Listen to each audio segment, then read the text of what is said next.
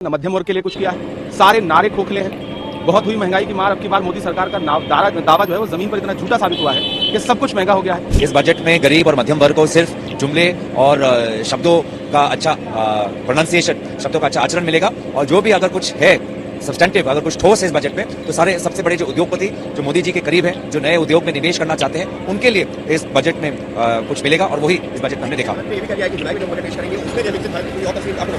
देखिए, मुझे लगता है इसी में सरकार की अहंकार दिखती है। निर्वाचन हुआ नहीं है और ये अपने आप को विजेता घोषित कर रहे हैं। जनता जनार्दन है और कोई भी राजनीतिक दल भारत की जनता से अपने आप को बड़ा नहीं समझना चाहिए। कहने में और करने में जमीन आसमान का अंतर है, और यही हम 10 साल से देखते आ रहे हैं। 2014 में जो लंबे चौड़े वादे किए थे कैंपेन में, वो आज तक नहीं हुआ। ज्ञान का एक नया डेफिनेशन मिला, पर ज्ञान में गरीबों के लिए क्या इस बजट में आया, युवाओं के लिए क्या आया, नारी शक्ति के लिए क्या आया? कुछ भी नहीं आया है। सिर्फ उनको ठेंगा दिखा दिया गया। मैं कहती हूँ, ठंडे मौसम में ठंडा पानी आम जनता की उम्मीदों पर डालने का काम इस बजट में किया है। मैं नंबरों में नहीं जाऊंगी, नंबर अब देश की जनता इनको देगी। मेरे हिसाब से इस साल भी बहुत ही ज्यादा निराशापूर्वक ये बजट रहा है। देश में महंगाई और बेरोजगारी चरम सीमा पे, पर इस बजट में कुछ भी नहीं बताया गया कि सरकार क्या कदम उठाएगी जिससे कि महंगाई और बेरोजगारी से लड़ा जा सके। जेंडर बजट हर साल 5% के अराउंड होता है। हम महिलाएं देश में 50% हैं, फिर भी जेंडर बजट सिर्फ 5% के अराउंड होता है। आज महिलाएं वर्क फोर्स में सिर्फ 23% है। सिर्फ 10% स्टार्टअप्स महिलाएं ओन कर रही है, सिर्फ 20% MSMEs महिलाएं ओन करती हैं। तो बजट में क्यों नहीं इस बारे में बात करी गई कि किस तरीके से महिलाओं को वर्क फोर्स में ज्यादा पार्टिसिपेशन करने का मौका दिया जाएगा।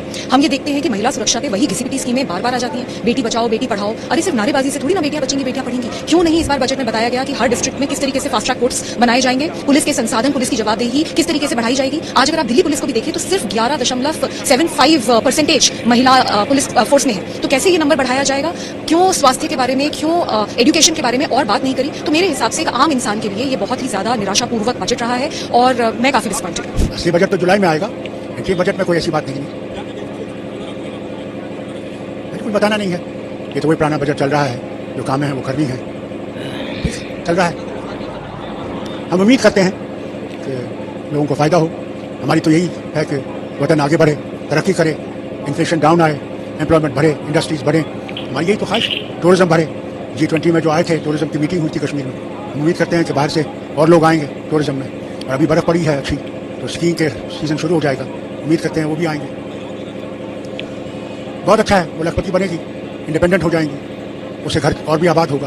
हम उम्मीद करेंगे कि वो नरम रहेंगी, ये ना हो कि फिर शादियां टूट जाएंगी। ये नहीं होना चाहिए, क्योंकि आजकल की हालत तो वैसी हो रही है कि शादी ज़्यादा देर चलती नहीं है। उसकी तरफ भी हमें ध्यान देना चाहिए कि कैसे घर चले, घर आबाद रहें, शादियां आबाद रहें, ये जरूरी है। सुरक्षित हुई है, या इस पार्लियामेंट में अभी लोकसभा में नारियों की गिनती बढ़ाने के लिए क्या किया गया है? हकीकत यह है कि ये रिजर्वेशन बिल जरूर एक वोट बैंक को टारगेट करने के लिए पास हो गया है, लेकिन कोई डेट्स नहीं सेट करी कि आपकी अभी इसका सेंसस कब तक हो जाएगा, डिलिमिटेशन की कितने टाइम तक हो जाएगा, और कौन सी साल की इलेक्शन में यहाँ पे 33% रिजर्वेशन मिल जाएगी।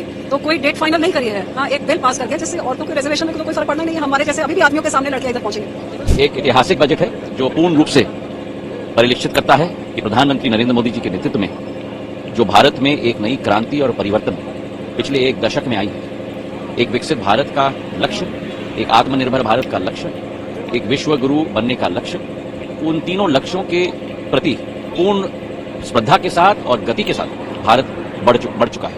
हमारी 4 जो जात प्रधानमंत्री के मस्तिष्क में है, हमारी महिलाएं, हमारे नौजवान, हमारे गरीब, हमारे अन्नदाता, उनके पूर्ण रूप से ऊर्जावान होने के आधार पर ही भारत आगे बढ़ेगा। और जो नए नए कीर्तिमान हर एक क्षेत्र में हमने स्थापित किए, चाहे वो संरचना हो, चाहे प्रधानमंत्री आवास योजना हो, जो चाहे गरीब कल्याण योजना हो, चाहे आयुष्मान कार्ड योजना हो, एक एक क्षेत्र में हमारे नौजवानों ने नई